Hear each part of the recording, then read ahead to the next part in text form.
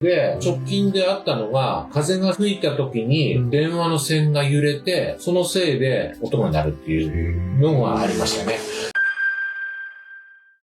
で、そうなんですか。特定の場所から音がする場合は、家鳴りの可能性をちょっと疑わなくちゃいけない。いつもここから音がしますとかっていう人がいらっしゃるんですよ。そういう方の場合は、その音の発生源動きますかって聞くんです。